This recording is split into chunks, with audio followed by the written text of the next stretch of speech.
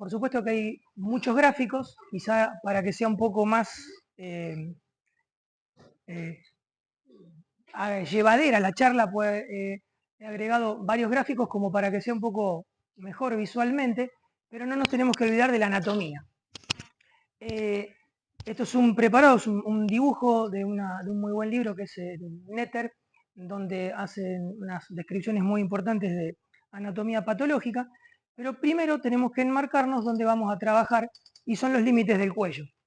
El cuello tenemos límites superiores e inferiores, fundamentalmente te pueden hablar de anteriores o posteriores, pero en realidad el cuello como una región circunferencial lo podemos dividir desde el borde inferior de la mandíbula hasta el gonion, la apófisis mastoides y luego la línea curva occipital superior como un límite superior, de forma circunferencial.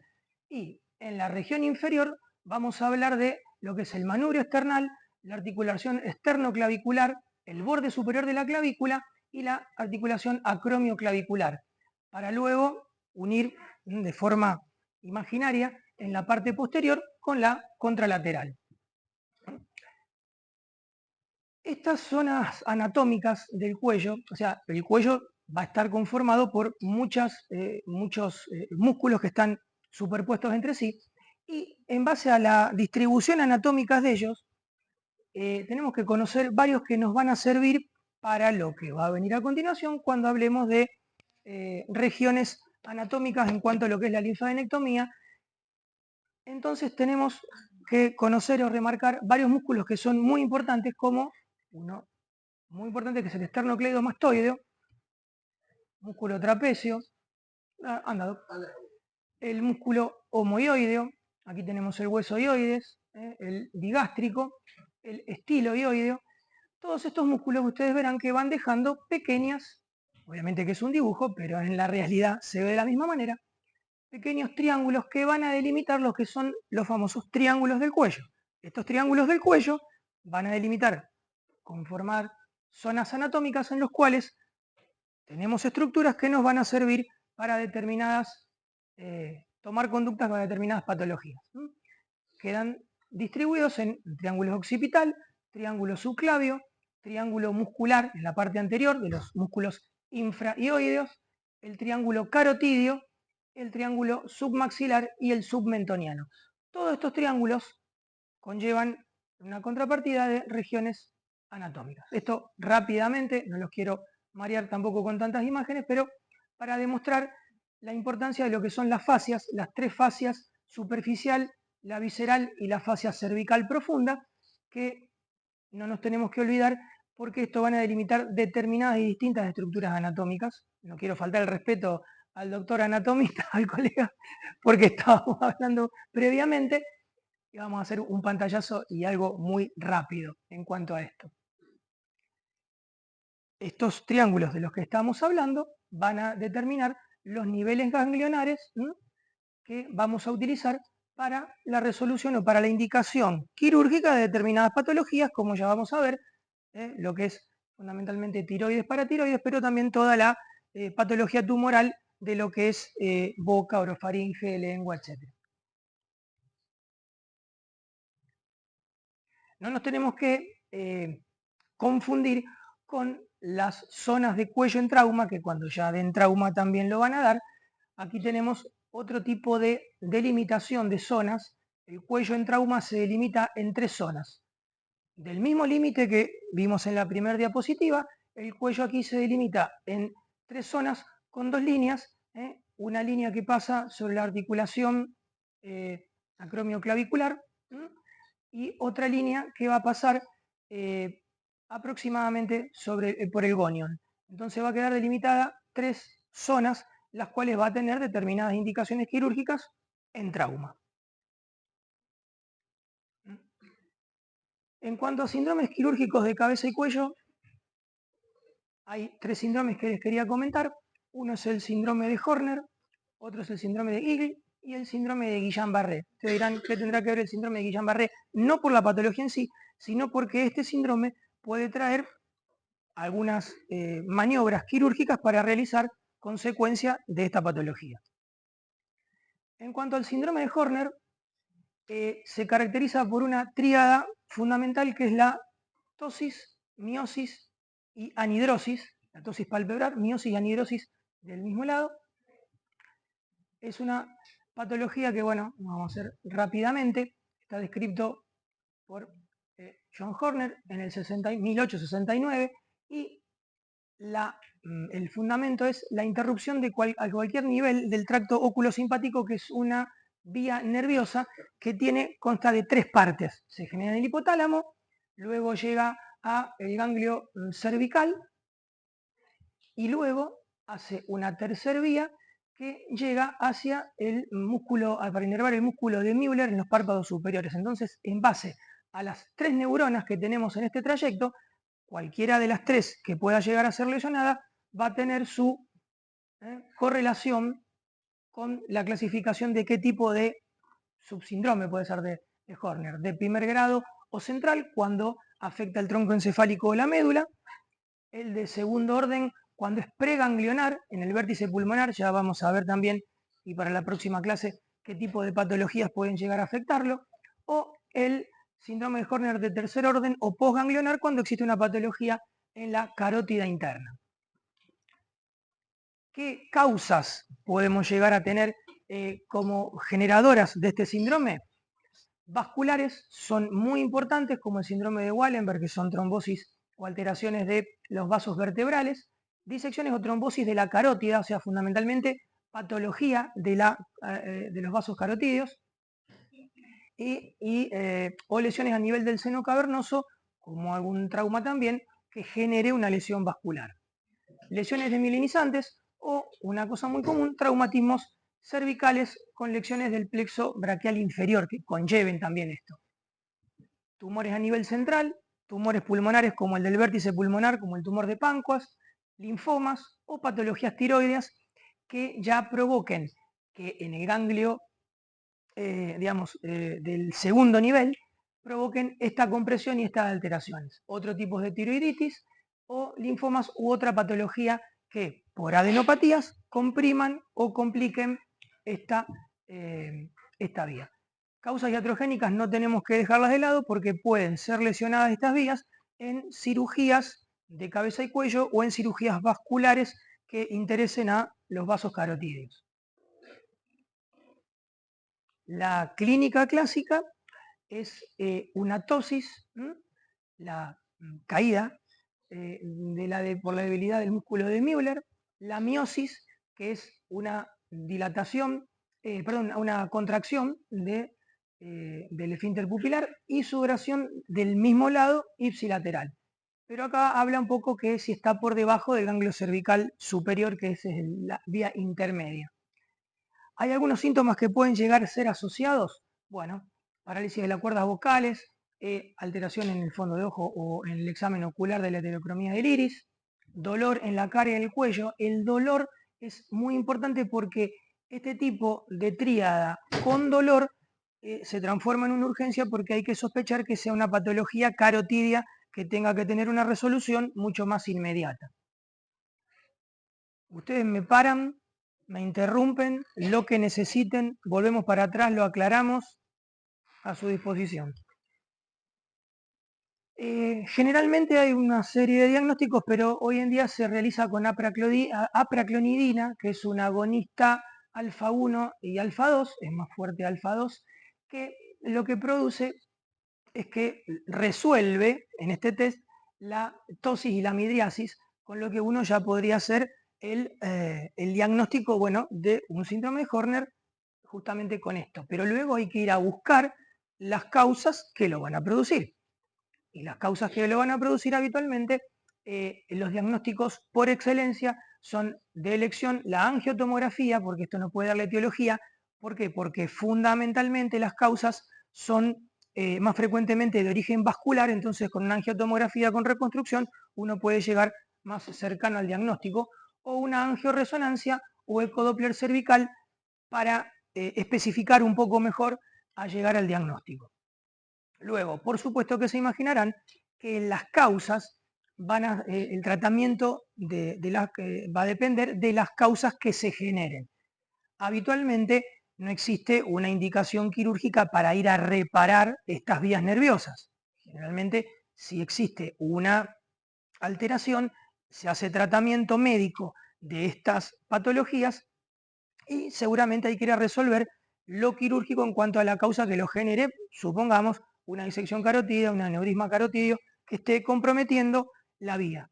¿Por qué? Porque justamente, si vamos a retroceder y vamos a la anatomía, fíjense que estas vías nerviosas, el tronco simpático cervical, va paralelo a la arteria carótida común y también va por la arteria carótida interna. Entonces, acá tenemos el fundamento del por qué son patologías vasculares o carotidas las más frecuentes, porque cualquier alteración o una patología que pueda comprometer puede generar este síndrome.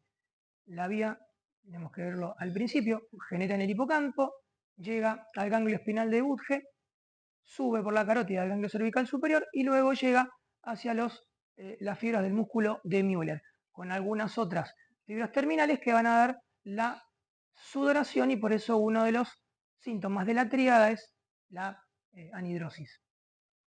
Entonces, aquí se puede complicar con a lo mejor una patología como un tumor del glomus carotídeo y puede comprimir y puede llegar a generar este tipo de trastornos, o sea, una manifestación secundaria a una patología quizá que es de otro órgano. Bueno, en cuanto al síndrome de Eagle, acá tenemos gráficos y una reconstrucción por tomografía. Básicamente se le llama al alargamiento de la apófisis estiloides por de más de 4 centímetros. A esto va inserto el músculo estiloioideo. Desde el punto de vista de la anatomía, el estiloioideo y el músculo pasa quizá, o en realidad las arterias carótidas pasan entrelazándose, y esto va a generar un síndrome que va a ser una neuropatía compresiva de varias ramas de nervios craneales, como del séptimo y facial, aurículo temporal, que es rama del trigémino, el nervio lingual también rama del trigémino, cuerda del tímpano, rama del séptimo par, glosofaringeo, hipogloso, y síntomas como estábamos hablando de la arteria carótida interna y de la externa, asociado directa o indirectamente a molestias orofaringeas, cervicalgias, otalgias, que esto se genera todo por la compresión de esta calcificación de lo que es el músculo estiloioides con un gran alargamiento de la apófisis estiloides. Esto también va a poder dar otro tipo de síndromes. A síndromes cuando estamos hablando de la conjunción de signos y síntomas que nos va a dar lo patognomónico y a caracterizar una enfermedad, como el síndrome del estilo carotídeo, que es la compresión de la carótida, que va a dar dolor, perturbaciones visuales, síncope. También podría dar un síndrome de Horner, ¿por qué no? Dolor referido al oído, a la articulación temporomandibular, o sea, una cefalea con características que no son comunes a las cefaleas que uno suele o que se suelen catalogar. O dolor referido al ángulo de la mandíbula durante los movimientos, o que puedan llegar a aumentar con los movimientos masticatorios. Habitualmente es más común unilateral, aunque el crecimiento es bilateral, pero se manifiesta habitualmente más de un lado que del otro. El diagnóstico, no vamos a describir todo esto, pero está todo basado en la clasificación internacional de cefaleas, que descarte con estos criterios, que no se trate de otro tipo de cefaleas. Un dolor de cabeza, cuello, faringe, que cumpla con estos diagnósticos. Primero la clínica y la evidencia radiológica o por tomografía, que serían los dos estudios como para hacer el diagnóstico del alargamiento de la apófisis estiloides o la calcificación del ligamento estiloideo. Y luego acá tenemos estos criterios que a lo mejor no son como para desarrollar, pero dolor que se encadena o se exacerba a la palpación del ligamento estiloideo, está por delante de la apófisis mastoide y por detrás y por debajo del pabellón auricular. El dolor se desencadena con giros cefálicos, generalmente contralaterales, y puede mejorar por infiltración local de la anestesia local, quiero decir. El gran tema de esto es que, por supuesto que el tratamiento puede ser conservador, que cada vez se realiza conservador con analgesia, fisioterapia o la estiloidectomía. Lo que pasa es que la estiloidectomía, como técnica en sí, puede traer varias complicaciones, inclusive exacerbar la sintomatología por lesión de todas estas estructuras nobles que están laterales y vecinas a lo que es la apófisis estiloides. Entonces, generalmente se deja la cirugía de la esteroidectomía por vía lateral, o sea, por una cervicotomía, que ya vamos a ver vías de abordaje, o por vía orofaringia, cuando el tratamiento conservador con analgesias, antiinflamatorios y neuromoduladores o la fisioterapia no tiene su eh, funcionalidad. Y luego, por último, sí, las infiltraciones anestésicas, lo que pasa es que va a depender mucho de la duración con el anestésico. Podría dar síntomas parecidos a una neuralgia de trigémino porque uno de los nervios, generalmente es el nervio lingual, pero ramas del aurículo temporal del quinto lo puede llegar a dar. Pero, digamos, puede que a veces comprenda todos estos nervios con sintomatología muy variada, esto porque va a depender de cada una de las áreas que inerva, por eso va a dar molestia en la garganta, cervicalgia, otalgia, porque son todas fascículos nerviosos que van de la inervación de cada uno de estos nervios, pero generalmente también puede llegar a ser un diagnóstico diferencial con una neuralgia del trigémino. Lo que pasa que va a ser un poco la prueba terapéutica, si con la analgesia puede llegar a revertir o se puede tratar, habitualmente se da como el tema como resuelto. Uno va a seguir investigando si clínicamente el tratamiento médico no hace su efecto hasta llegar a quizá escalar en la guía de estudios con una resonancia, una tomografía, para tratar de, o una radiografía primero, una tomografía o una resonancia para estudiar otro tipo de estructuras si la sintomatología no va cediendo. Tiene que haber una clara alteración anatómica con este criterio de alargamiento y calcificación para que sí pueda llegar a tratarse e indicar una cirugía si todo el tratamiento médico no llega a ser el adecuado. Y el último, que es el síndrome de Guillain-Barré, me dirán, ¿Guillain-Barré se opera? No, el síndrome de Guillain-Barré es una patología autoinmune que ataca el sistema nervioso periférico, es una desmielinización periférica segmentaria. ¿El problema cuál es? Que puede llegar a alterar raíces motoras, sensitivas, pares craneales y sistema autónomo con este tipo de incidencia, pero lo que va a producir es una parálisis respiratoria que puede llegar a requerir una traqueostomía precoz, no como la indicación de una traqueostomía que uno puede realizar habitualmente. Las causas pueden ser postvirales, postbacterianas, o sea, es un cuadro en el cual el cuerpo identifica como extraño una alteración y la va a atacar. Identifica como extraño o una respuesta exagerada inmunológica a estos tipos de agresores. Postvirales, postbacterianas, HIV, postvacunación con virus atenuados en pacientes inmunocomprometidos.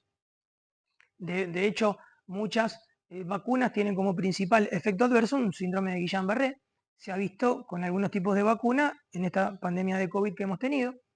Postcirugía, linfomas, ¿qué tienen de común todo esto? La inmunosupresión. La inmunosupresión con una respuesta inmunológica anómala. Los síntomas van a ser una debilidad progresiva, motora, simétrica, con arreflexia, pérdida de sensibilidad, pérdida del habla, de la deglución y, por supuesto, la mitad de los pacientes pueden entrar en una parálisis diafragmática con una insuficiencia ventilatoria, que esto es a las 48-72 horas más grave de comenzados los síntomas, por lo cual requiere no solamente la insuficiencia, asistencia mecánica ventilatoria o una traqueostomía.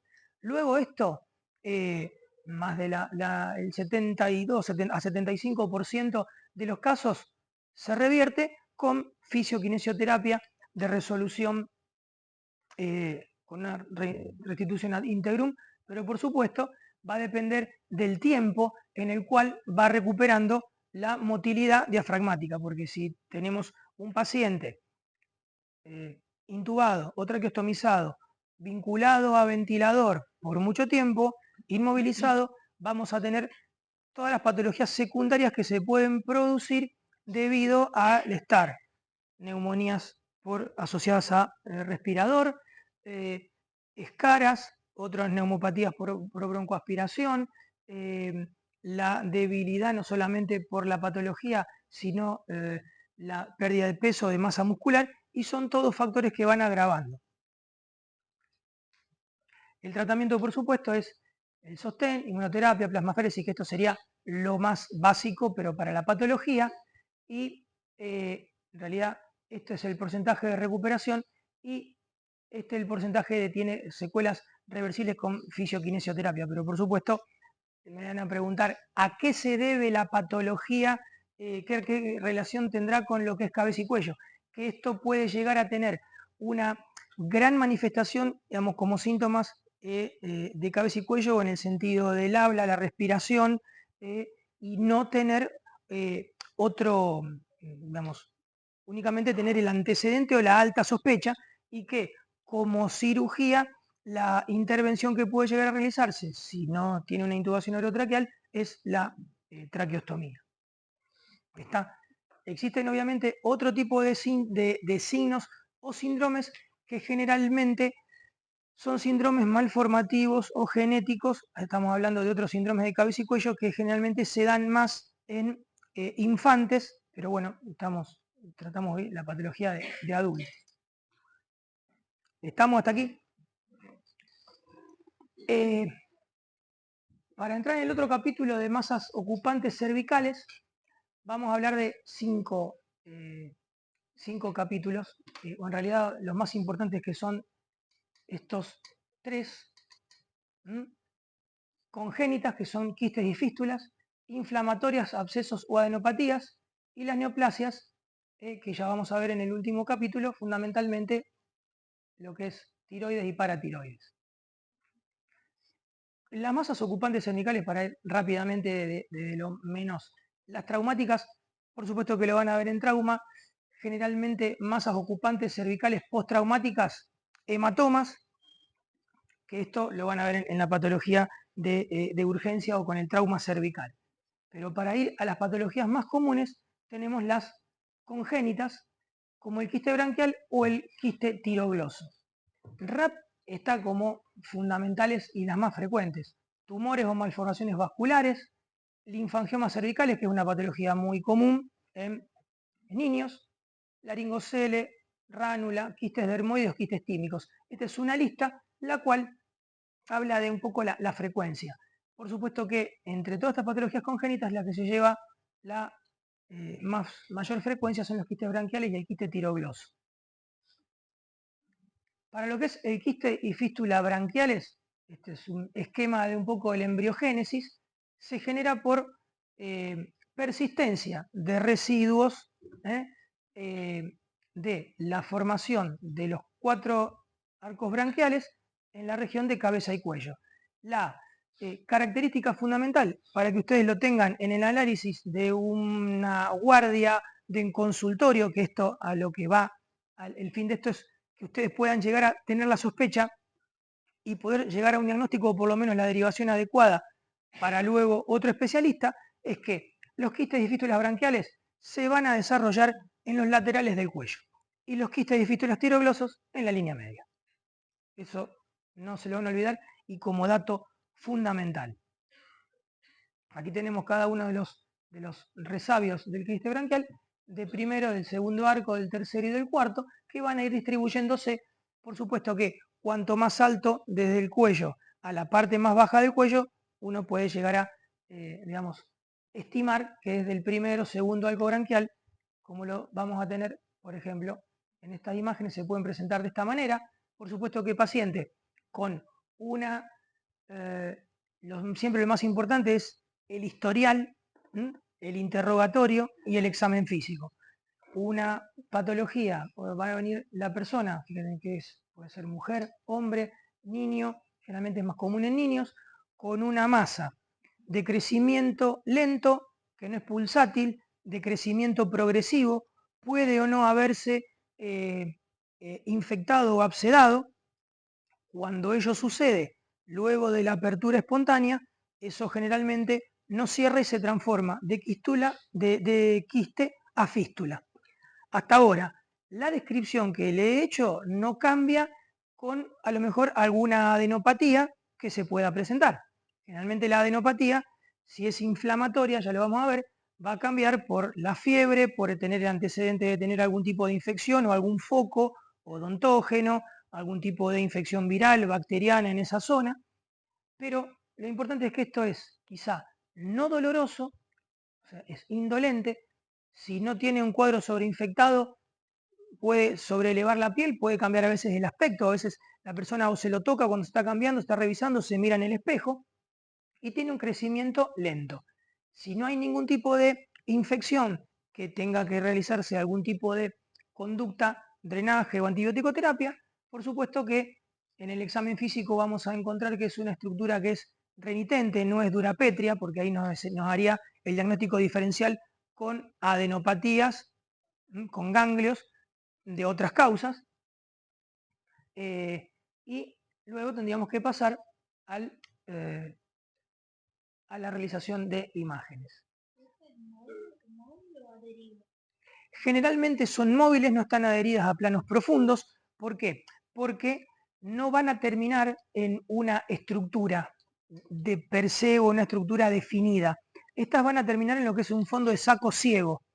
Y luego, acá tenemos algunas ubicaciones que pueden llegar a tener, fístulas de tipo del primer arco branquial, tipo 1, tipo 2, fíjense que están bien por detrás del ángulo de la mandíbula o por debajo de la prolongación inferior de la parótida. Las del segundo o del tercer arco branquial pueden ser un poco ya más bajas a la altura del cartílago cricoideo o tiroideo, como para tener una idea, pero igualmente quizá esto es un poco más a lo literario. Uno no va a querer buscar de qué arco branquial era, sino fundamentalmente el tratamiento. A lo que tiene que ir a la patología es que el tratamiento va a tener que ser la extirpación completa con el canalículo hasta el fondo ciego. Esto no va a desembocar ni en faringe ni en ninguna otra estructura. Sí. ¿Siempre son unilaterales? Pueden ser bilaterales, pero generalmente la manifestación es unilateral. Es muy buena la pregunta, pero siempre es unilateral. Todos los que son unilaterales. Sí, sí. Digamos. Y luego tenemos los quistes y fístulas tiroglosas. Perdón que no lo he mostrado, pero igualmente. ¿Cómo vamos a, luego del examen físico y del interrogatorio, cómo vamos a encarar este tipo de estudio en estos pacientes? Primer estudio ya sabemos que es no invasivo, no es tóxico por así decirlo, se puede repetir, si bien es operador dependiente, una ecografía de cuello para evaluar las estructuras. Puede tener su indicación luego una tomografía con contraste endovenoso que puede servir para magnificar y caracterizar mejor las estructuras, por supuesto porque también puede servir para la planificación quirúrgica. Si fuera que tuviera algún otro tipo de sintomatología orofaringia, bueno, ahí ya cabe la realización de algún estudio, una laringoscopía, como para poder evaluar. Pero habitualmente, al no tener comunicación con ningún otro lugar, tiene la realización de un estudio por imágenes como para localizarlo, ver el final de la magnitud y hasta dónde llega como para poder planificar la cirugía. El quiste y fístula tiroglosas justamente va a hablar de un remanente, en realidad el origen de la glándula tiroides embriológicamente se va a generar en el agujero punto ciego de la B lingual, justamente en el vértice posterior de esta B lingual en la lengua, y va a bajar todo por el conducto, va a ser todo un canal, que es el conducto tirogloso, hacia luego llegar a la ubicación, pasa por delante del cartílago hioides y va a llegar a su ubicación habitual por delante del cartílago tiroideo y del cartílago cricoideo. La persistencia o el resabio de ese pequeño conducto genera lo que es el la fístula si se permanece abierta, y luego el quiste, que es este fondo ciego. Puede quedar el quiste ubicado en cualquier parte del trayecto, y eso va a poder dar mayor o menor medida la sintomatología que va a manifestar el paciente. Pero siempre se va a manifestar comparativo a lo que es lo branquial, esto en la línea media. También se va a caracterizar por un aumento de una tumoración que va a aumentar periódicamente, progresivamente, que puede o no abrirse. Al abrirse habitualmente no cierra y se transforma de un quiste a una fístula. También el mismo método de estudio con la ecografía, y también se le puede agregar o tomografía o resonancia, fundamentalmente para localizarlo mejor. Ahora, del foramen ciego o agujero de la B lingual, como estábamos hablando, hasta llegar a esta estructura, que lo vamos a manifestar. Fíjense que habitualmente en un niño no se demarca la laringe como en un adulto, porque todavía no ha hecho su desarrollo en crecimiento. Entonces, aquí parece que tú eras lo que se denomina la nuez de Adán, mucho más precoz que lo que tendría que tener. Pero bueno, da la sintomatología, y en este caso el quiste lo tiene bien por encima.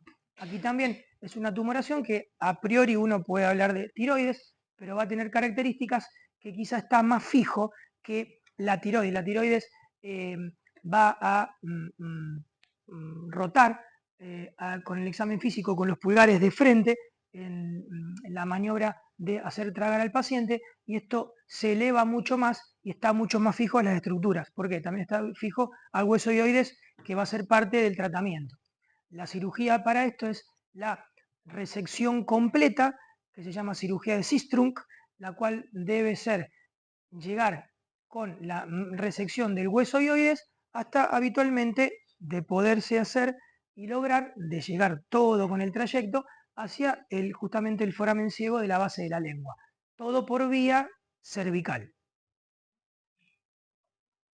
En cuanto a las patologías inflamatorias, tenemos las linfadenopatías de origen infeccioso y las de origen no infeccioso. Obviamente que las no infecciosas podemos tener reactivas a alguna patología reumatológica rara, pero fundamentalmente en cabeza y cuello en un adulto es la patología oncológica. Van a ser características totalmente distintas. Las oncológicas van a ser adenopatías que son indolentes, que van a tener un lento crecimiento, que pueden hacer masas muy grandes y masas confluentes como los conglomerados ganglionares como se conocen. Y las de origen infeccioso, va a depender un poco del cuadro infeccioso, generalmente son de origen más agudo, de desarrollo más rápido, con algunos otros síntomas agregados como fiebre, la tumefacción local, eritema, y pueden o no fistulizarse si hubiera otro tipo de patologías como una actinomicosis o una tuberculosis asociada. Esto hoy en día, si bien ha mermado en notable porcentaje de casos, en casos muy importantes, pacientes con tuberculosis o patologías inmunocomprometidas, pueden ser que se exacerbe y que se puedan llegar todavía al día de hoy a ver. Estas masas inflamatorias, como hablamos, actinomicosis, TBC o infecciones regionales, fíjense ya aquí casi prácticamente al abrirse. Por supuesto que el tratamiento de esto va a ser siempre la base y el pilar del tratamiento de estas patologías. Drenaje con toma de cultivo y antibiótico-terapia, primero empírica y luego con el cultivo dirigida al origen de esto. No está indicada la resección de ningún ganglio en ningún cuadro inflamatorio. Habitualmente lo que se estila, digamos, y lo que está indicado realizar para luego tener una muestra correspondiente es, si se toma una muestra de tejido para cultivo, perfecto, pero para realizar una resección de la adenopatía es lo que se dice enfriar el cuadro, realizar el tratamiento antibiótico que cede el episodio inflamatorio y luego, de ser necesario, tomar una muestra del tejido para biopsia si se requiriera, si no, directamente ya está totalmente tratado. Y luego las neoplásicas, tenemos una gran cantidad de tumores que van a dar metástasis, o que pueden dar metástasis en toda la región de cabeza y cuello. Van a tener determinadas localizaciones quizá específicas en base a que nos pueden llegar a dar, en base a la localización, una estimación de qué área pueden llegar a provenir. Habitualmente las de base de cuello pueden provenir de una metástasis de una patología oncológica de origen pulmonar, de origen esofágica, de origen gástrico también lo podemos tener, o una progresión de un tumor mamario, puede ser melanoma, habitualmente, o de, hablando de lo que es en la región, que ya la vamos a ver, en la región 5. Luego, cuanto más arriba vamos, las submandibulares o las submentonianas nos hablan de que tenemos que sospechar que sea una metástasis de algún tumor de piso de boca, de lengua o de cavidad oral. Las del segmento, tenemos que poner la imagen de la segmentación cervical, las que van sobre el extremo, digamos, sobre el borde de la carótida, del esternocleidomastoideo, generalmente se dividen en 3 partes, y estos pueden ser superiores, medios, inferiores, el nivel 2, 3 y 4, en base a si pueden ser también de la piel o del rostro de la parte superior, o de pabellón auricular, o de también el trígono retromolar, o tumores faringeos.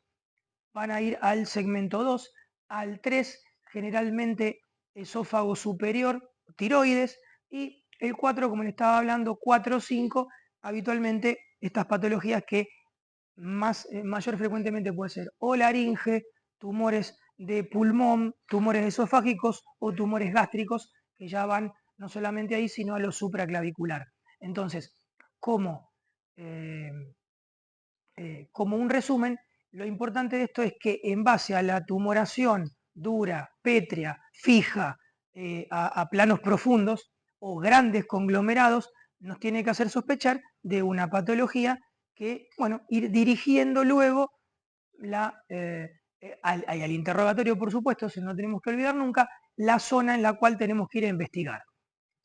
Por supuesto que siempre el primer método de estudio va a ser la ecografía, y ahí tenemos luego toda la batería de estudios que podemos llegar a derivar. Si uno sospecha más de partes blandas, en más específico, una resonancia o tomografía, o luego las endoscopías pertinentes para ver patología aerodigestiva, broncofibroscopía o faringolaringoscopía, o endoscopías digestivas altas si el caso lo ameritara.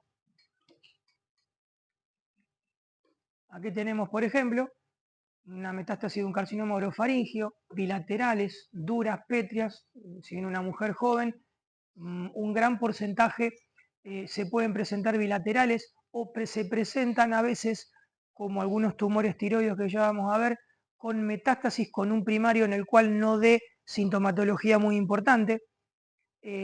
Entonces, a veces, digamos, en un porcentaje importante o en un factor importante de casos, uno tiene que ir a estudiar, comenzar a estudiar por la metástasis antes de llegar al tumor primario. Estos casos pueden llegar a ser factibles de una punción aspiración con aguja fina o una aguja intermedia para que el patólogo pueda llegar a definir qué tipo ante qué tipo de trastorno nos estamos encontrando. Aquí tenemos, por ejemplo, lo que estábamos hablando, metástasis o un conglomerado ganglionar supraclavicular también por un cáncer gástrico. Generalmente se manifiestan más del lado izquierdo. ¿Por qué? Ya vamos a ver en cuanto a lo que es después tórax, los drenajes linfáticos, la desembocadura del conducto torácico a la izquierda y la gran vena linfática a la derecha. Lo que pasa es que la desembocadura del conducto torácico es mucho más gruesa y lleva mucho más caudal linfático que la derecha. La izquierda es más grande que la derecha. Otra patología que puede ser el quemodectomo paraganglioma carotídeo, que está en la bifurcación de las carótidas, el nacimiento de la carótida interna y carótida externa, que es un tumor del sistema nervioso autónomo y que hace que aumente con sintomatología que puede manifestarse como uno de los síndromes que vimos anteriormente, como un síndrome de Horner, o dar una síndrome doloroso que entonces por eso a veces se puede transformar por la sintomatología de compresión y de alteración neurovascular que genera, no porque en sí la patología genere factores oncológicos en sí, sino por la compresión y el desplazamiento de estructuras que posee. Por supuesto que esto es una patología quirúrgica por una vía de abordaje cervical convencional que habitualmente lo realiza el cirujano de cabeza y cuello. No sé qué hora, no sé cuánto llevamos. Una hora. Una hora. ¿Quieren que paremos aquí? Sí. Sí. ¿El tipo de evolución influye la edad? ¿Si es más rápido en niños o adultos mayores? En cuanto a qué patologías. A las adenopatías. Las adenopatías habitualmente va a dar lo clásico que se considera las adenopatías más comunes, vamos a partir por ahí, son las inflamatorias posteriores a una infección viral común, como un resfrío, puede ser una angina, puede ser viral o bacteriana. Habitualmente puede durar la adenopatía o el conglomerado o que quede una molestia entre 5, 7 a 10 días inflamatorio.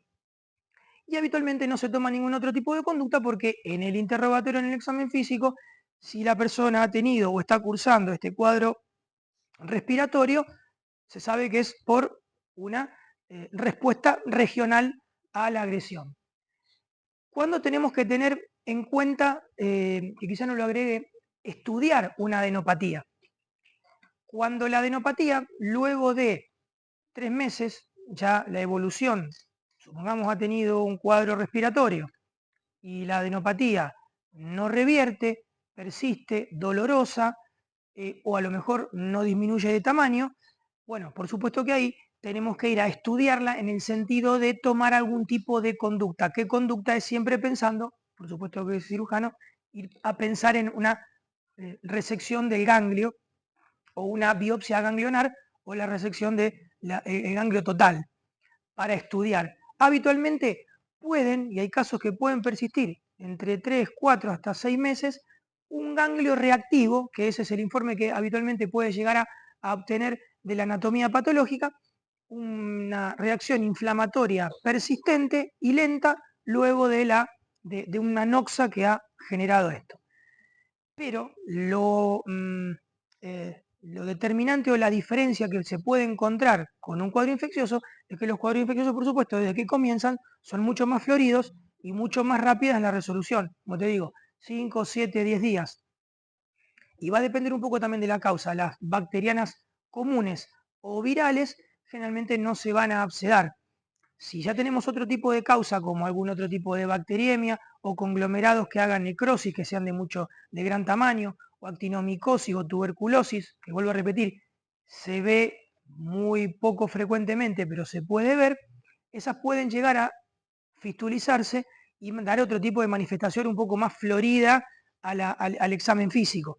Pero ahí ya hay que tomar, por supuesto, otro tipo de conductas como la toma de los cultivos o quizá otro tipo de biopsia o antibiótico-terapia.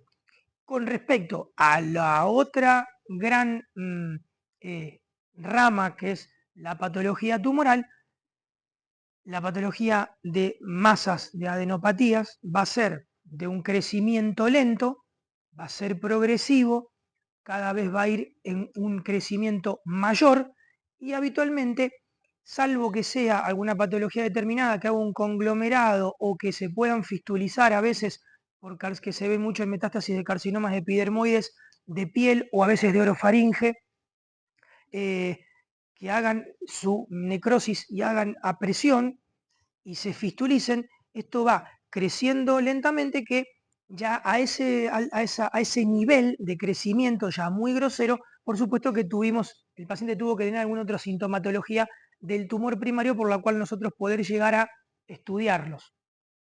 Pero un poco es en cuanto al tiempo, un poco más lento en cuanto a la aparición y progresivo y en aumento a lo oncológico y más rápido de desarrollo, por lo más florido en los cuadros agudos. ¿Se entendió? Sí, no sé si ahora otra. Me he preguntado. Básicamente vos me contestaste, pero porque ni siempre el diagnóstico ahí va a ser clínico, porque los síntomas son muy parecidos, unos son muy cercanos a una otra, y básicamente era eso. ¿Cuándo debemos cuidar? ¿Cómo debemos diagnosticar? Por ejemplo, para estar seguros que una cosa no es otra. Porque son muy parecidos. Cuando uno viene una adenopatía, puede ser, por supuesto, cualquier cosa. Pero fundamentalmente, siempre vuelvo a insistir, con el interrogatorio tenemos que charlar con la persona. Supongamos que estamos hablando en el contexto de que estamos como médicos de guardia. O sea, acá es, primero y principal, es dar, sin ir a lo específico e ir a la superespecialidad, esto es dar primero conceptos generales que les puedan servir a ustedes, primero, como médicos clínicos, o médicos para trabajar en una guardia el día de mañana, tener la sospecha, quizá en ese momento no tratarlo, porque ustedes no van a tener ni el tiempo, ni los medios, ni los métodos como para poder tratarlo, pero sí tener la alarma a ustedes y poder tener la consideración de dar esa alarma al paciente para que pueda consultar. Mirá, está con un cuadro respiratorio, acá tenés ganglios que están aumentados de tamaño. Habitualmente el consejo es que en 7 días va a desaparecer. Si en 7, 10 días esto no desaparece y persiste, el consejo es que consultes con tu médico clínico, no directamente ir a internar o a punzar o a tomar una biopsia. Generalmente uno lo maneja de esa manera, o si vos misma lo controlás, se cita en un tiempo prudencial para volver a controlar.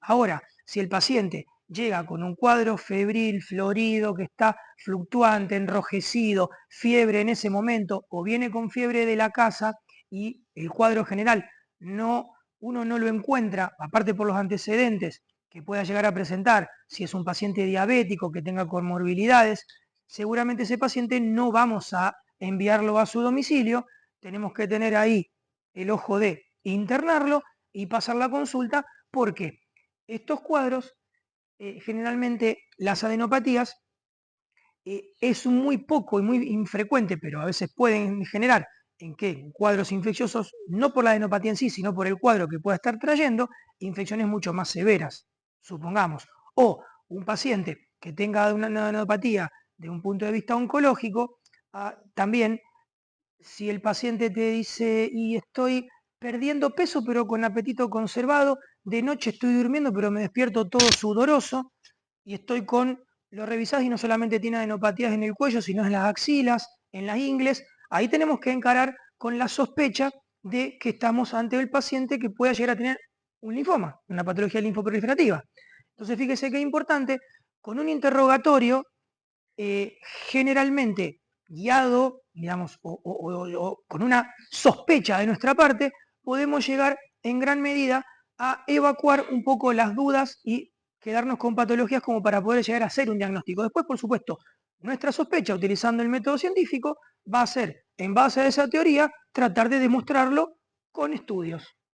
Quizá lo podamos hacer nosotros, si sos una super especialista, digamos, no sé, hematología, clínica médica, que puedas llegar a estudiarlo, o que estés en una guardia, pero evitar que el paciente, digamos, poder tratarlo en ese momento, pero evitar que se pierda o evitar enviar a la casa a un paciente que puede comprometer su salud de forma más grave. ¿Mm? Perfecto. Paramos un poco. Gracias. Vamos a hablar un poquito de tiroides. Es la glándula quizá más importante en la región del cuello. Ya lo sabemos, glándula endocrina por excelencia, ubicada obviamente que en la región toma el nombre del cartílago y por encima también del cartílago cricoides, consta de 2 lóbulos y el istmo o el lóbulo piramidal. Aproximadamente unos 20 gramos. El lóbulo piramidal, el 80% es remanente del conducto tirogloso. O sea que esta parte que nosotros vemos continúa, pasa por el hueso hioides y se introduce luego por el grosor de la musculatura de la lengua si tuviéramos o si el paciente tuviera un una fístula o un quiste tirogloso. El remanente es esto, este es el trayecto que viene haciendo la tiroides hasta tanto ubicarse en los laterales. Uno generalmente lo ve extendido en estos dibujos que son gráficos para que se interpreten mejor y se tome una visión o una noción más importante tridimensional. Pero en realidad la glándula tiroides cae hacia los laterales, los lóbulos están a los laterales envolviendo los primeros anillos traqueales y el cartílago cricoides. La irrigación superior van a ser todos de la tiroide superior, rama de la carótida externa, y la inferior, que es la tiroide inferior, rama de la subclavia. Los nervios laringeos son muy importantes, van a derivar del décimo par, o par craneal o nervio vago. El laringeo externo, que es rama del laringeo superior, inerva el cricotiroideo. Y el laringeo inferior inerva todo el resto de los músculos intrínsecos de las laringes, a excepción del cricotiroideo. ¿Por qué son tan importantes? Porque la sección o lesión de alguno de estos nervios, y no digamos los dos, hacen que por ejemplo, del laringeo superior haga una parálisis en abducción de la cuerda vocal con la consiguiente voz bitonal cuando la parálisis es unilateral y con la consiguiente asfixia o obstrucción a la vía aérea cuando se paralizan las dos cuerdas porque van hacia la línea media.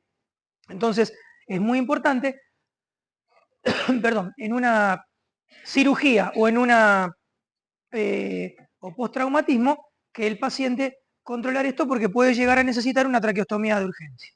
Y los drenajes linfáticos justamente van al grupo 3, 4 y 6, que era lo que nosotros estábamos hablando. Gracias. En cuanto a los drenajes de cabeza y cuello, que ya después lo vamos a ver.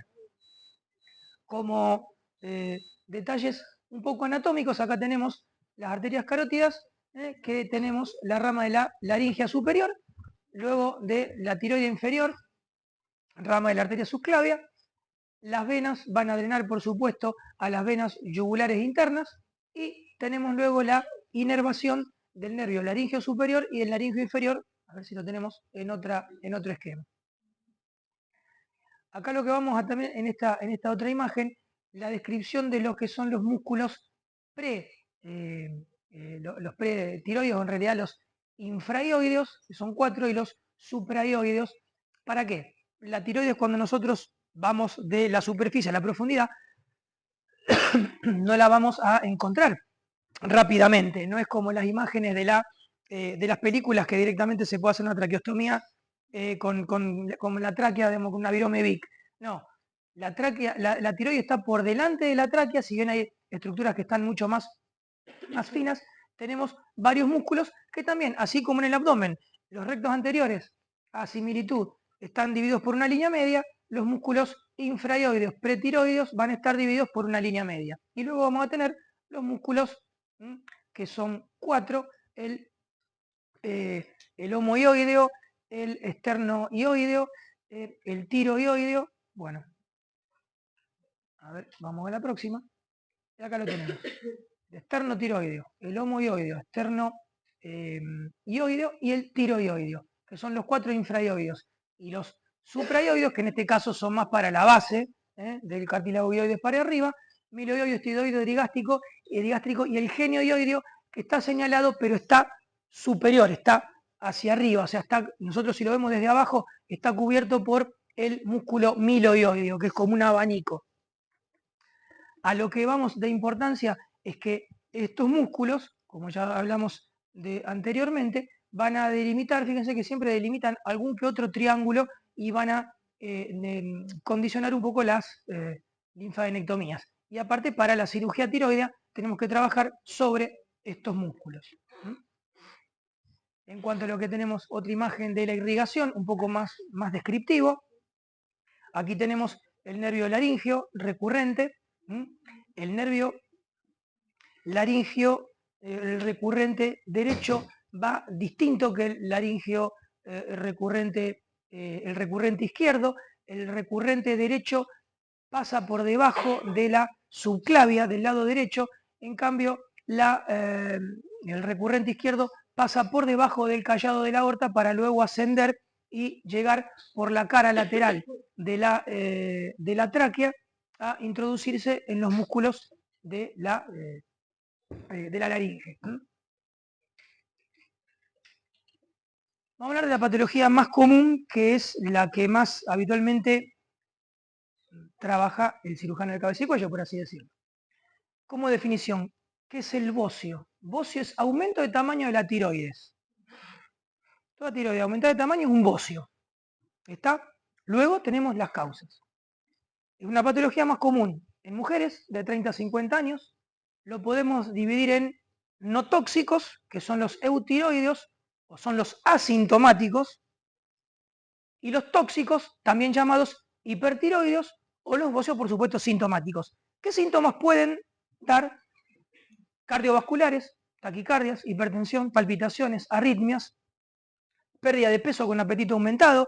Conjuntamente con la diabetes es una de las únicas patologías en la cual el paciente tiene polifagia o un apetito conservado, pero va bajando de peso.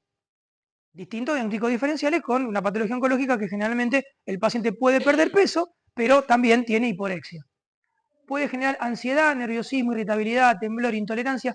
Todos estos son debidos a la generación en más de hormona tiroidea, que por supuesto no está implicada en una funcionalidad específica, sino que en prácticamente todas las funciones metabólicas del organismo. Alteraciones menstruales en la mujer, sudoración, insomnio, crisis de diarrea, o aunque parezca mentira, también crisis de debilidad por el hipercatabolismo.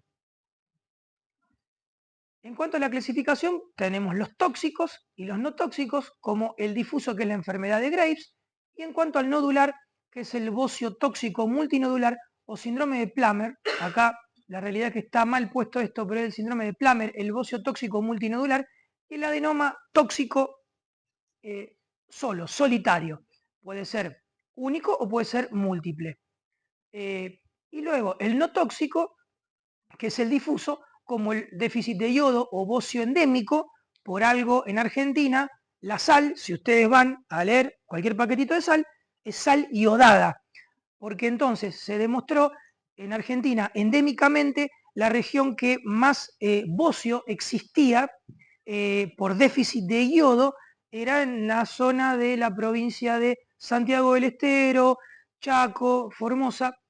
Entonces, por una ley nacional, a la sal se le agrega yodo para suplir y complementar y disminuir en cuanto a su consumo el déficit de yodo o el bocio endémico. Generalmente esto ya ha disminuido.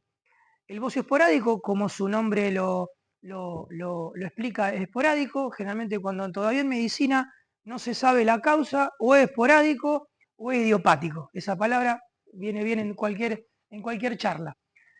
Estados fisiológicos como secundarios a alguna patología, alteraciones de la hormogénesis, y las tiroiditis, que son un poco las vedettes de todas estos bocios difusos. Y el bocio no tóxico unidonodular, que es quizá un poco el más común, el nódulo que se palpa asintomático en cualquier mujer en una de mediana edad. Acá tenemos, como para que no sea tan todo escrito como para algunas imágenes y que se asusten un poco, la facie de lo que es una patología en enfermedad de Graves. El exoftalmos, con un poco, la hiperdinamia que puede generar. Esto es por una alteración muscular y todo un edema que genera en la zona de los músculos periorbitarios. Existe, Doc, una cirugía para la corrección, ¿no es cierto? La desmopresión. Que generalmente se realiza luego de, por supuesto, controlar la patología primaria, porque ya vamos a ver que, por supuesto, que la enfermedad de Graves o los estados tóxicos en cuanto a lo que es la tiroide, tiene que, en patología tiroidea, primero compensarse, estabilizarse todos los factores de riesgo, la cuestión cardiovascular, que es uno de los ejes centrales en esto, anular el funcionamiento tiroideo para luego operar una persona en un régimen eutiroideo, que no tenga ningún riesgo, porque el gran riesgo de operar una enfermedad de Graves o un hipertiroidismo es que se genere una tormenta tiroidea, que se llama, con registros de hipertensión que no se pueden corregir dentro de la cirugía, el anestesiólogo no lo va a poder corregir, y esto queda un desencadenante de generar riesgo de infarto agudo de miocardio, accidentes cerebrovasculares, insuficiencias renales, o si el paciente puede tener alguna patología aneurismática o alguna patología de debilidad vascular, hacer algún tipo de hemorragia, más allá de del hipermetabolismo que esto genera. Entonces, totalmente contraindicado operar una enfermedad de Graves o un estado tóxico. Se tiene que compensar al paciente para luego operar siempre en condiciones de eutiroidismo. Acá tenemos otras, quizá algunas hayan sido con correcciones postoperatorias, pero bueno, es importante la fascie del exoftalmos, que es muy clásico en este tipo de enfermedad, con la enfermedad de Graves. Acá tenemos imágenes que son muy groseras, pero que todavía hoy en día se pueden llegar a ver, de bocios multinodulares. Y bueno, el diagnóstico, ¿cómo lo podemos llegar a hacer? Por supuesto que la persona tenemos varios contextos, pueden consultar por una patología cardiovascular y obligatoriamente empezar, o el cardiólogo o el médico clínico, o ustedes si son médicos de guardia, a estudiar al paciente para ver cuál es la causa o de su arritmia o de su hipertensión. Y generalmente puede ser uno de los estudios mandatorios estudiar patología tiroidea. O sea, el cardiólogo va a pedir un ecocardiograma, monitoreo de presión arterial, ecografía renal, porque sabemos que una de las causas de hipertensión puede ser de causa renal, ecografía tiroidea, como para ver si no hay algún tipo de nódulo, o un laboratorio que incluya la TSH y la T4, por supuesto la hormona estimulante y la que produce la tiroides. Entonces, eso va a dar motivo a que pueda llegarse al diagnóstico. Otras veces, ¿cómo puede llegar a consultar? La persona se está mirando en el espejo o se está tocando y se encuentra una saliencia, una molestia, un nódulo que, bueno, va a ser otro diagnóstico diferenciales, en los cuales, si hablamos de masas cervicales, generalmente una masa en la línea media, si no es sospechar que es un quiste tiroidoso, por frecuencia, en una persona joven de edad media o adulta, va a ser más por la tiroides que a lo mejor una patología quística, pero hay que estudiarla. Entonces, ¿cómo la vamos a estudiar? Una ecografía tiroidea, un laboratorio para ver cómo está esta funcionalidad. Si la persona no tiene ningún otro tipo de sintomatología, y son nódulos que pueden ser generalmente, cuando son nódulos sólidos, bueno, ahí tenemos que encender un poco más las alarmas y directamente sospechar de que estamos ante presencia de que puede ser una patología maligna. Generalmente los nódulos son nódulos de coloide, porque ustedes recordarán la histología de la tiroides, las células foliculares y las parafoliculares, que son las células C que producen calcitonina. Las células foliculares son las que hacen los folículos, estos lagos que contienen el material coloide, que es el material que genera estas células, lo vuelcan en esa reserva y luego esos folículos están recubiertos de capilares, que son los que lo vierten al torrente sanguíneo. Habitualmente el crecimiento de estos pueden ser quistes, pero que, bueno, no dejan de tener que estudiarse, porque a veces hay características ecográficas que pueden tener tabiques o pueden tener excrescencias dentro de esos quistes que tienen que merecer estudiarse. ¿Cómo los vamos a estudiar? Si el paciente no tiene una crisis hipertensiva o no tiene síntomas que nos contraindiquen el procedimiento, la elección es la PAF, punción aspiración con aguja fina. El avesado lo va a hacer a lo mejor, o si es un quiste muy palpable, sin guía, y si no, lo ideal es hoy en día la ecografía, la PAF guiada por ecografía tiroidea.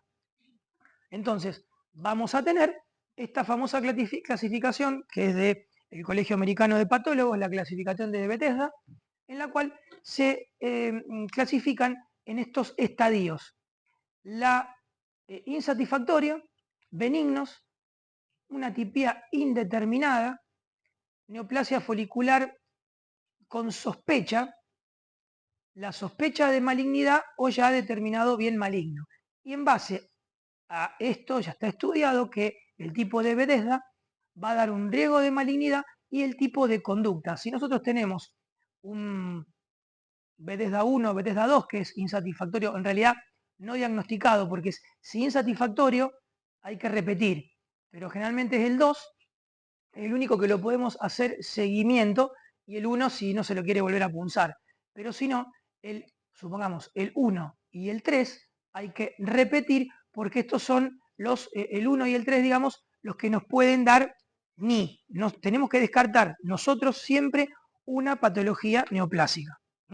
Si bien los nódulos son benignos, es mucho más frecuente que los nódulos malignos, tenemos que descartarlo, y más todavía si nos encontramos ante un hombre. Un nódulo tiroideo en un hombre tiene muchísimas más posibilidades de que sea maligno, de que sea un bocio por un quiste o por un nódulo no tóxico. Y bueno, luego estas otras tres categorías, lo que se sugiere es la indicación de la tiroidectomía, porque ya va a dar la sospecha o la malignidad confirmada.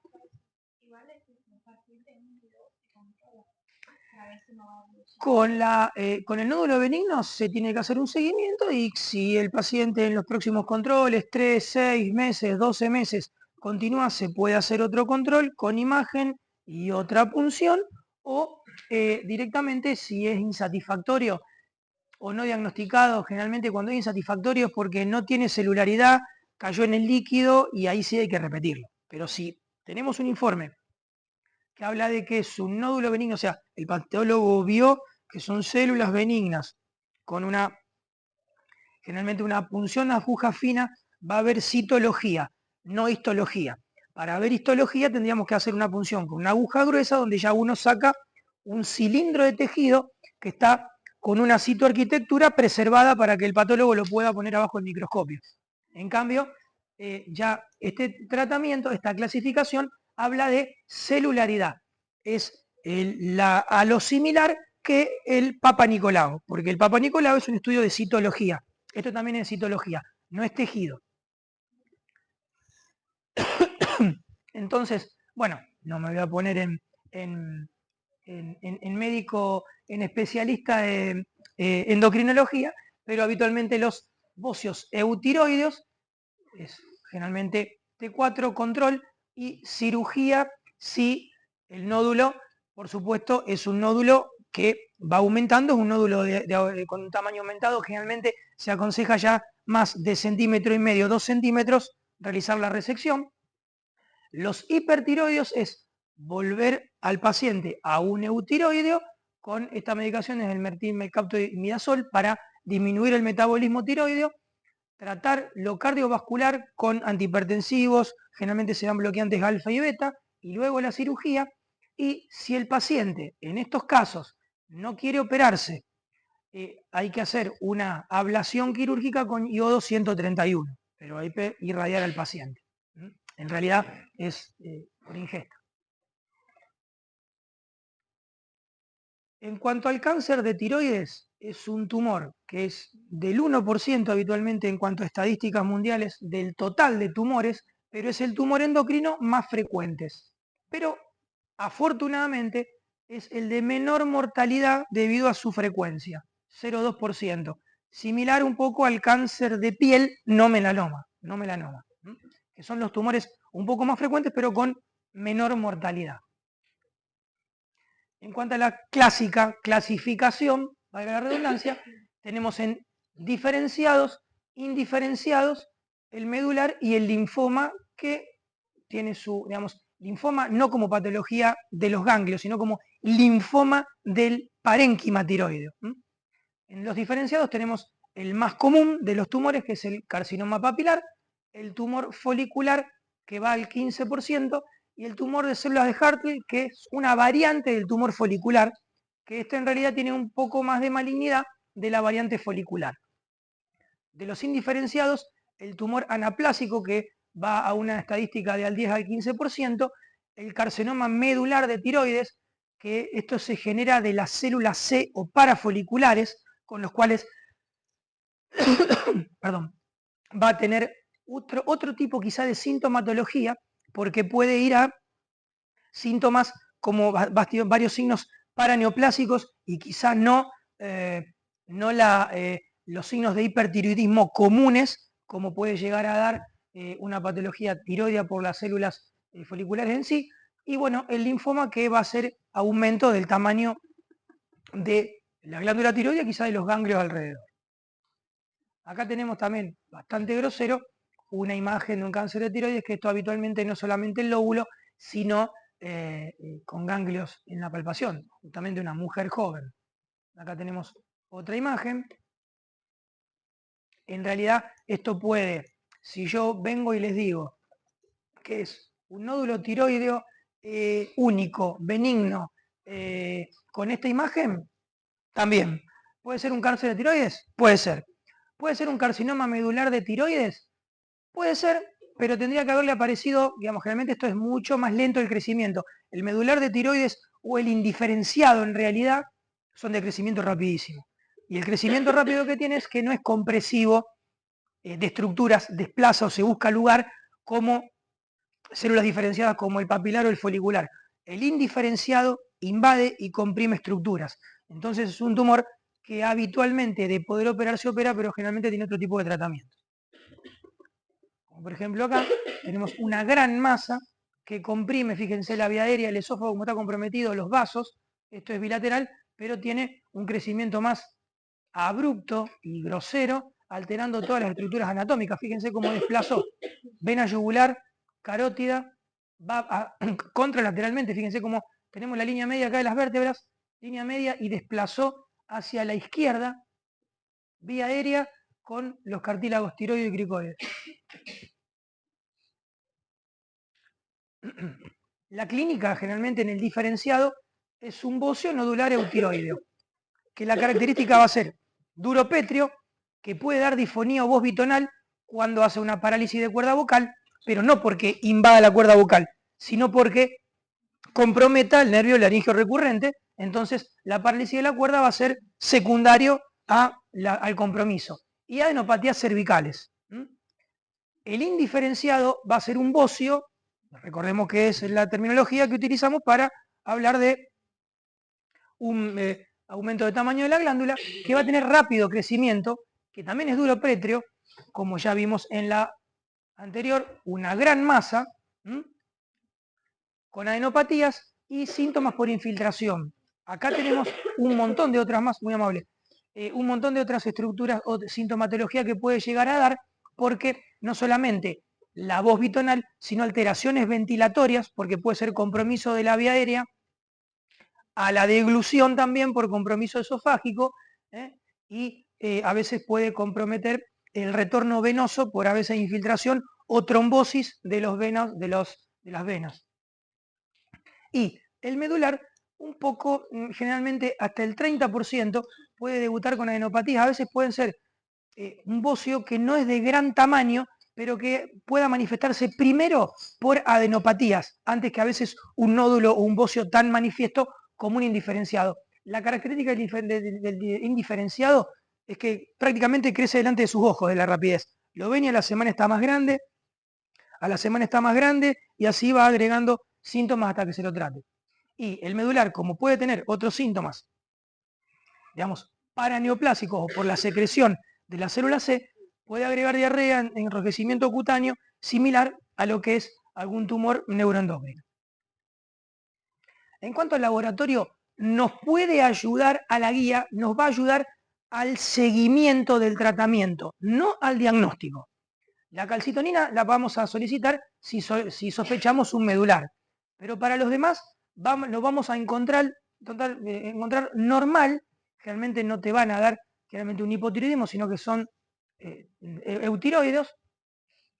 Entonces, ¿lo podemos solicitar como para antes de un tratamiento? Sí. ¿Para qué? Para tener una base de qué valores había para luego el seguimiento post-tratamiento. No porque nos sirva para tener una base para hacer el diagnóstico. ¿Se entiende? Y la tiroglobulina justamente por esto, nos va a servir como marcador de recidiva, no para el diagnóstico primario. En cuanto a lo que es el tratamiento, es de elección para un cáncer tiroideo, la tiroidectomía total. Habitualmente se habla de que nódulos únicos, unilaterales, menores de 1 centímetro, pueden llegar a ser, y con una patología favorable como un carcinoma papilar en una mujer joven o quizá sin adenopatías palpables y sin otras comorbilidades, puedan verse beneficiados con una tiroidectomía subtotal o una hemitiroidectomía. Ahora, esto se tiene que realizar una biopsia por congelación dentro de la cirugía para que el patólogo diga en ese momento las características, a grosso modo, de ese nódulo, para que entonces el cirujano en ese momento pueda definir si para la cirugía ahí o puede terminar de hacer la tiroidectomía total. Por supuesto que la tiroidectomía total tiene su morbilidad un poco más aumentada que la tiroidectomía o la hemitiroidectomía, que es el término que se refiere a extraer la mitad de la tiroides, porque tenemos que disecar y preservar estructuras nobles como los nervios laringeos. Una lesión de un nervio laringeo puede ser una parálisis en abducción de una cuerda vocal. Si hacemos una tiroidectomía total y lesionamos los dos nervios, tiene que salir con traqueostomía, porque el paciente, cuando se le retire el tubo endotraqueal, se va a ahogar, porque las dos cuerdas tac, van al medio y no revierten. Y también tiene que, esto es obviamente como un concepto a grosso modo, porque después tenemos especificaciones para cada subtipo en cuanto a tamaño, que ya es al especialista o al superespecialista. No tiene sentido explicarle que a lo mejor de tal tamaño tiene que hacerse tal cirugía, de otro tamaño tiene que hacerse tal otra cirugía.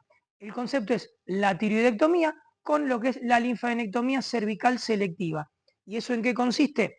Si vamos a ver cuando vayamos a la zona de nuevamente los ganglios de la región de las cervicales para la linfadenectomía, vamos a ver que se utiliza determinados parámetros para que la tiroidectomía tiene que ser con una linfadenectomía del segmento 6, o si hay adenopatías palpables ya extenderla a otros segmentos cervicales, el 2, el 3 o el 4.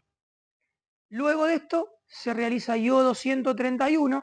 El iodo 131 va a servir como para diagnóstico y tratamiento. ¿Por qué? Porque si son células que queden células en el lecho quirúrgico o quizá en algún otro lugar con metástasis, el iodo 131 con una cámara gamma va a ir esa célula a tener avidez por captar el yodo, pero yodo radioactivo. Entonces, a su vez, la cámara gamma nos va a servir para demostrar dónde está, pero el yodo radioactivo va a eliminar esa célula. Entonces es parte del tratamiento, es diagnóstico y terapéutico, después de la cirugía. Y por supuesto, si el paciente tiene una tiroidectomía total, tiene que tener reemplazo de T4 de por vida. ¿Qué hacemos con las paratiroides? Porque estuvimos todos muy lindos, ahora ya vamos a hablar. En la tiroidectomía total se tiene que resecar las paratiroides, separarlas, y lo que habitualmente se realiza es implante o en el músculo, en el espesor del músculo esternocleidomastoideo, o generalmente en los músculos anteriores del brazo. Se tiene que agarrar, o por lo menos en la época, por así decirlo, tampoco es mucho, pero cuando yo me formé, yo ahora no realizo la cirugía de cabeza y cuello, pero se tiene que moler, triturar una o dos paratiroides, y luego se colocan en estas zonas que son zonas musculares con alto flujo de vascularización, para que luego pueda llegar a prender ese holo injerto y poder no tener que tener calcio de reemplazo de por vida. Habitualmente es una cirugía que tiene que salir con calcio de reemplazo, pero generalmente se suele hacer eso. Si fundamentalmente en la cirugía se puede disecar y se preservan, el estándar es preservar las paratiroides con su vaso paratiroideo de irrigación fundamental. Ahora, si es un tumor que está englobada, por supuesto tiene que resecarse. Las incisiones, las famosas incisiones quirúrgicas, que es la cirugía convencional, hoy en día, no lo traje, pero está muy en boga otro tipo de cirugía, que es la cirugía denominada TOETBA, que es la cirugía tiroidea transoral, en la cual se hace un abordaje entre video asistido y quirúrgico, la cual se realiza por el piso de la boca, se va disecando todos los planos hasta llegar de forma endoscópica para hacer la tiroidectomía. Todo para disminuir la cicatriz quirúrgica en casos seleccionados. Pero por supuesto, grupos especializados con alto volumen de tiroidectomía y que tengan esta técnica para realizar. En realidad, la cirugía convencional tiroidea es por una incisión cervical transversa a la línea media y que puede ser mayor o menor en base a si hay que hacer o no una linfadenectomía. Si tenemos que hacer una linfadenectomía cervical convencional, va seguramente a transformarse en lo que es la incisión bimastoidea de Sorensen. Acá tenemos alguna pequeña imagen del procedimiento, se demarca habitualmente cómo tiene que realizarse.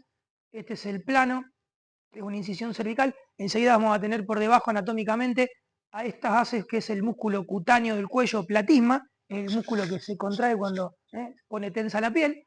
Luego vamos a tener una pequeña capa de tejido celular subcutáneo y los músculos infraioideos. Y luego cuando abrimos la línea media, separamos, tenemos otra fina capa de tejido, ingresamos a la aponeurosis cervical media y vamos a tener los lóbulos tiroideos. Hasta ahí podemos hacer la misma maniobra un poco más abajo y más pequeño si hacemos una traqueostomía. Para la traqueostomía, hasta acá llegamos igual. Cuando tenemos que realizar ya, en base a que encaramos, si tenemos que ir a la tráquea, vamos a encontrar primero la tiroides y la traqueostomía la podemos hacer por encima, seccionando la tiroides o por abajo. Porque por detrás de la tiroides tenemos la tráquea. Y si tenemos que trabajar con la tiroides, por supuesto, en este caso, vamos a disecar los dos colgajos o flaps de los músculos infraioideos, separándolos. El ayudante tiene que separarlos con estos que son separadores conocidos como angostos o separadores de Farabeuf, y se arma el campo quirúrgico para que primero se realiza la tiroidectomía de un lado, se termina el procedimiento y se pasa del otro lado a hacer la tiroidectomía, si es total, del lado derecho o izquierdo, haya sido cual sea.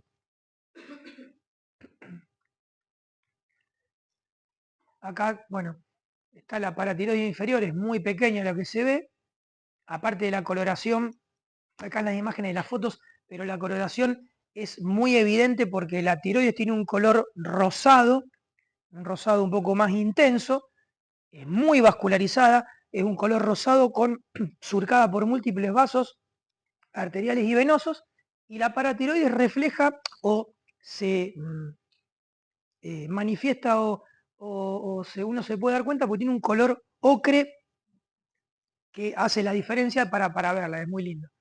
Hay veces que tampoco se ve, y hay veces que por la embriogénesis hay paratiroides, la paratiroide inferior no la vemos. ¿Por qué no la vemos? Porque recordemos que la paratiroides inferior se genera con el timo. La inferior se genera en el tercer arco branquial y baja arrastrada por el timo. Entonces a veces tenemos paratiroides pretímicas o paratiroides en mediastino anterior o intratorácicas, que eso va a depender de cuando tengamos que hacer algún tipo de cirugía de un adenoma paratiroideo, por ejemplo.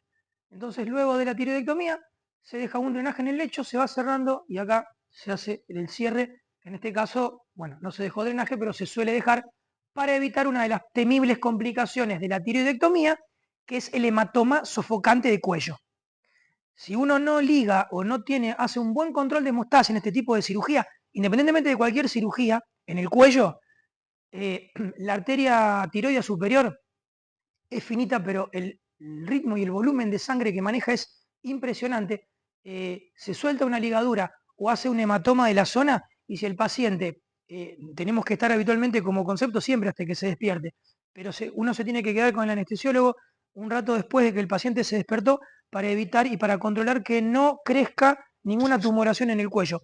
Puede haber un hematoma sofocante que haga que el paciente extubado se ahogue, porque comprime hasta la tráquea. Y eso lleva a que haya que reintervenir. Entonces, esos son los cuidados importantes que hay que tener. Acá tenemos múltiples incisiones de cuello. Generalmente no se utilizan, no se pueden utilizar a lo mejor para técnicas reconstructivas. Una de las que sí se utilizan, como hemos utilizado, es la técnica de McPhee, que son 2 incisiones como para realizar linfadenectomías. Va a depender un poco del tipo de incisión, el nombre del tipo de incisión, digamos. Acá mañana vengo yo y le quiero hacer una incisión así, le pongo mi nombre y listo. Pero bueno, no sería la forma. Tiene que tener algún tipo de fundamento. La que se utiliza, supongamos, en cirugía de trauma, es la incisión cervical vertical externocleidomastoideo. ¿Por qué? Porque generalmente es la que más rápido acceso nos da a los vasos carotídeos. ¿Se puede hacer también en cirugía de cabeza y cuello? Sí. Lo que pasa es que no solamente acá vamos a llegar a el nivel 2, nivel 3 y nivel 4. No podemos llegar al nivel 5 y no podemos llegar al nivel 6 ni al nivel 1. Y tenemos esta que es un poco la incisión cervical universal, que es la incisión de Gluck-Sorensen, con alguna prolongación a la parte ya subclavia para no lesionar y para visualizar bien la desembocadura del conducto torácico. Esta incisión en I también es una incisión muy utilizada porque sirve para linfadenectomías del nivel 1, nivel 2, y si necesitamos el nivel 3 lo podemos hacer una prolongación. Todo esto no es porque el cuello sea un lugar que uno pueda realizar un montón de incisiones con total impunidad, sino que dentro de lo estético puede llegar a ser un poco más plausible de dejar menor cicatriz, pero bueno, no me quiero meter en camisa 11 varas.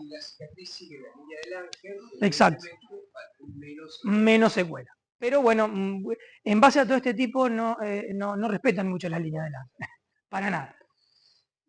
Bueno, y acá tenemos estos famosos niveles ganglionares. Volviendo, el nivel 6 es el nivel de lo que se llama el nervio recurrente. Hay ganglios alrededor de la tráquea del nervio recurrente, entonces cuando uno tiene que hacer una tiroidectomía con linfadenectomía, habitualmente tiene que limpiar o vaciar de todo el tejido linfograso de las estructuras vecinas que está conteniendo todos estos ganglios cuando uno realizaría esta linfadenectomía. La linfadenectomía del nivel 1, bueno, está la submandibular y la submaxilar, y acá tenemos, en realidad esta es la 2. A, que es la parte anterior de la yugular, la parte posterior. La 3 es la región yugular media. La 4 por debajo, el límite lo da el homoioideo, por debajo, digamos, todo es la parte baja de lo que es carótida y yugular. Y el nivel 5, que es el nervio espinal, decimoprimer par craneal, un nervio que va a dar, aunque parezca mentira, una sola funcionalidad, pero va a elevar el hombro. Sin realizar ese movimiento digamos, realizando ese solo movimiento es un nervio importantísimo porque la falta de elevación del hombro genera unas molestias importantísimas. Entonces, cuando uno realiza la linfadenectomía hay que cuidar mucho de la preservación del nervio espinal. Y tenemos ya los 6 niveles ganglionares. Luego tenemos otro nivel 7 que es el nivel supraesternal, que generalmente cuando uno tiene que realizar algún bocio retroesternal. Vamos rápido a la tiroides y con esto vamos a terminar. Esta es un poco la ubicación formal y para el dibujo de las glándulas paratiroides, pero sabemos que las parastiroides, las inferiores pueden migrar hacia el tórax con el timo. Las paratiroides son unas glándulas muy pequeñas, pueden medir 1 por 2 centímetros o 0,5 por 1. Estas se generan en el cuarto arco branquial, estas se generan en el tercer arco branquial, se van cambiando su desarrollo. Dos superiores y inferiores, un poquito, 30-40 gramos. El 80% hay 4 de la población. En el 13% de la población hay 5. Y en el 6% de la población habitualmente hay 6 glándulas paratiroides. Acá ya lo que estuvimos hablando, la paratiroide inferior se desarrollan con el timo en la tercera bolsa faríngea y la superior en las cuartas, junto con las células parafoliculares de la tiroides. Acá tenemos una vista, la tiroides vertida hacia adelante, y acá tenemos el nervio laríngeo superior, el nervio laríngeo inferior o recurrente, y las ramas de la arteria tiroide inferior, con las paratiroides, que tenemos que preservar en las tiroidectomías. Por eso son estructuras que son muy lindas. Ahora, si te sangra algo de esto, es bastante complicado. Y esta es una vista posterior, en la cual nosotros tenemos el surco traqueoesofágico por el cual va a discurrir los nervios laringeos. Vuelvo a hacer la insistencia porque es muy importante. Habitualmente la paratiroides inferior está mucho más cercano al nervio laríngeo recurrente que la superior, un poco más en cuanto a cercanía. Vamos a hablar de la patología que domina el trastorno de la paratiroides, que es el hiperparatiroidismo primario. Tenemos 3 tipos, clásicamente la literatura habla de los 3 tipos. El primero es un exceso de hormona paratiroidea, que ya sabemos que esto aumenta la remodelación ósea, aumenta el calcio, aumenta la vitamina D3, aumenta la reabsorción de calcio y lo que va a producir es una osteopenia. El 90% es esporádico, es más común en mujeres y el hiperparatiroidismo secundario va a ser niveles de calcio bajo que van a ser producidos por la principal causa hoy en día, la insuficiencia renal crónica. O sea, el hiperparatiroidismo secundario es una causa muy común dentro de un paciente con una insuficiencia renal crónica debido a trastornos vasculares, diabetes, hipertensión, lo que fuera. Y el hiperparatiroidismo terciario se le llama, es la persistencia de una hipercalcemia luego de tratar las causas de un secundario, o sea, luego de un hiperparatiroidismo que quede luego del tratamiento de una insuficiencia renal. Habitualmente, la patología más común es el adenoma, la patología benigna domina el cuadro, 85%, puede ser una hiperplasia única, o sea que de las 4, una esté un poquito más aumentada, pero sin que sea un tumor. Puede haber una hiperplasia doble, o puede haber un carcinoma, que es, afortunadamente, es del menor porcentaje, 1%, muy bajo, pero es extremadamente agresivo. Y pueden agregarse, ser parte o partícipes, por eso tenemos que estudiar mucho a la familia y al paciente, de síndromes llamados neoplasias endocrinas múltiples. En la literatura siempre estuvieron descritos, en realidad 3 que eran 2, el MEN1, el MEN2, que antes era el MEN2A, y el MEN2-3, ahora hay 4. ¿De qué consiste el MEN1?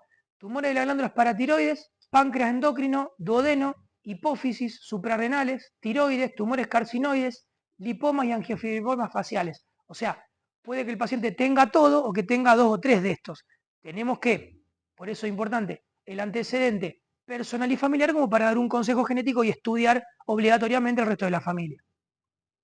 El MEN2, el carcinoma medular de tiroides, hiperparatiroidismo, fíjense que hay una relación por la célula C y la paratiroides, feocromocitoma, enfermedad de Hirschsprung, que es del megacolon ganglionar, el MEN3, cánceres medulares, feocromocitomas, un hábito marfanoide, que es una alteración del tejido celular subcutáneo y del cartílago que lo vuelve mucho más frágil, neuromas, ganglioneuromas y alteraciones de la pubertad.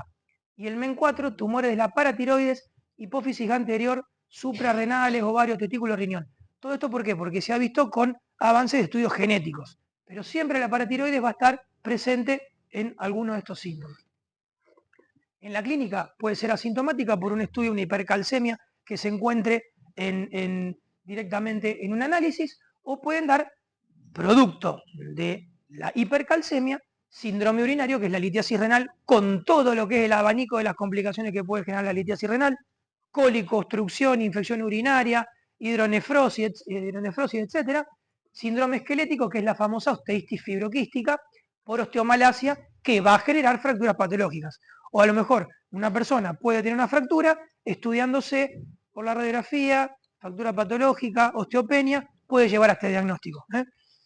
Síndrome digestivo como úlceras gástricas y pancreatitis por la hipercalcemia, por eso el paciente tiene que tener una gran protección gástrica.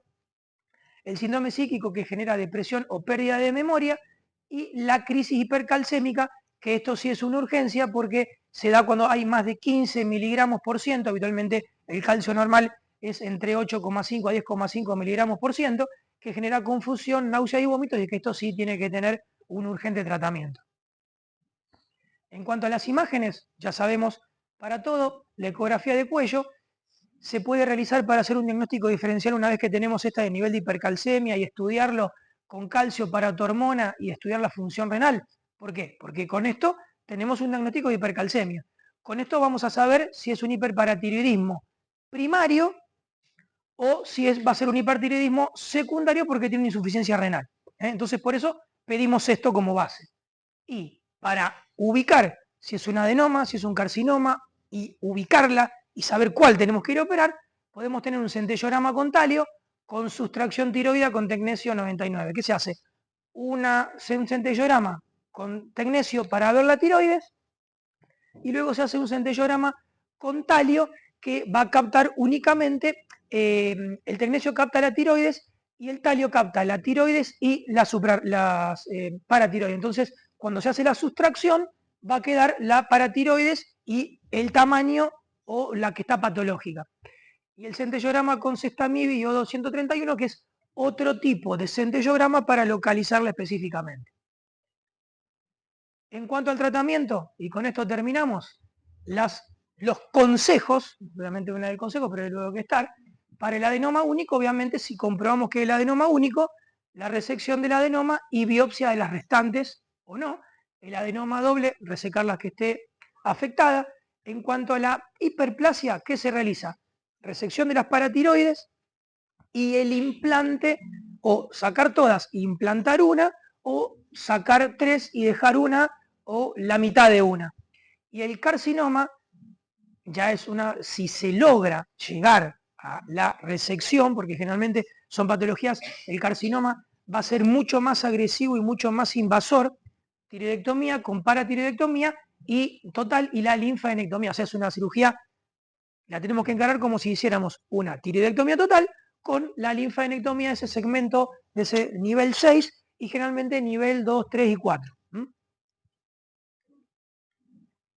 Y el hipoparatiroidismo, la causa fundamental es la tiroidectomía, o sea, que tenemos un déficit de calcio, porque en la tiroidectomía volamos todas las paratiroides, digamos, como causa fundamental. En cuanto a la clínica, que eso tenemos que controlarlo siempre en una tiroidectomía total, el signo de Bostek y de Trousseau. El Bostek es la contracción de los músculos faciales, hacer un pequeño golpeteo en la región del nervio facial, la persona va a hacer como que tiene punto en el truco, bueno, similar, o va a tirar besos. Y el signo de Trousseau es la mano de un espasmo carpopedal, lo va a poner de esta manera al comprimir el brazo con el manguito del tensiómetro, un signo clínico que uno lo puede realizar o lo puede realizar con la misma mano un ratito y la persona lo va haciendo de esta manera. Generalmente se dan rápidamente cuando la persona tiene una hipocalcemia, porque la hipocalcemia se manifiesta clínicamente rápidamente cuando termina el procedimiento supongamos, que es la principal causa. Vamos a tener, obviamente, hipocalcemia y tratamiento del calcio. Pero quiero traerle esto a colación porque la principal causa hoy en día es la cirugía tiroidea. Este es el signo de Bostek y este es el signo de Trousseau. Y creo que con esto llegamos al final y bueno, a disposición de lo que necesiten.